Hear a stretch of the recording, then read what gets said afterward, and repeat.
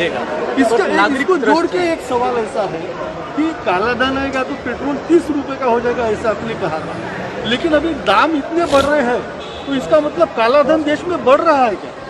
देखो, जो काला धन, भ्रष्टाचार, व्यवस्था परिवर्तन के लिए जो हमने पूरे देश में आंदोलन चलाया, तो मैंने उस समय कुछ प्रोविजंस रखे थे कि टैक्स टेररिज्म से और अलग अलग प्रकार के जो कुछ आर्थिक सुधारों के कार्यक्रम थे। तो मैंने ये बोला था कि जो क्रूड ऑयल का रेट है उसके अनुरूप यदि तेल बेचा जाए और उसके ऊपर टैक्सेशन कम कर दिए जाए तो निश्चित रूप से जो मैंने बोला था वो हो सकता था।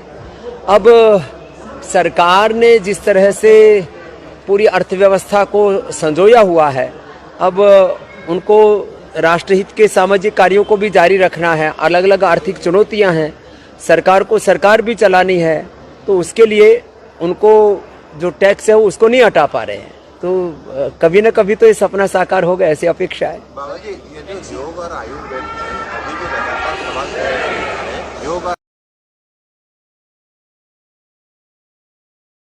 मिलेगा।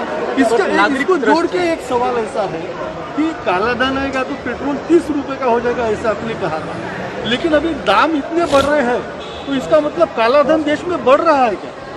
देखो, जो काला धन, भ्रष्टाचार, व्यवस्था परिवर्तन के लिए जो हमने पूरे देश में आंदोलन चलाया, तो मैंने उस समय कुछ प्रोविजंस रखे थे कि टैक्स टेररिज्म से और अलग अलग प्रकार के जो कुछ आर्थिक सुधारों के कार्यक्रम थे। तो मैंने ये बोला था कि जो क्रूड ऑयल का रेट है उसके अनुरूप यदि तेल बेचा जाए और उसके ऊपर टैक्सेशन कम कर दिए जाए तो निश्चित रूप से जो मैंने बोला था वो हो सकता था।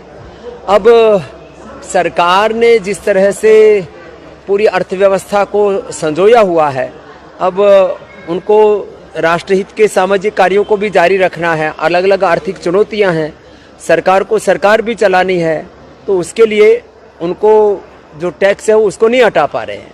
तो कभी न कभी तो ये सपना साकार होगा, ऐसी अपेक्षा है। बाबा जी, ये जो योग और आयुर्वेद अभी भी लगातार सवाल है, योग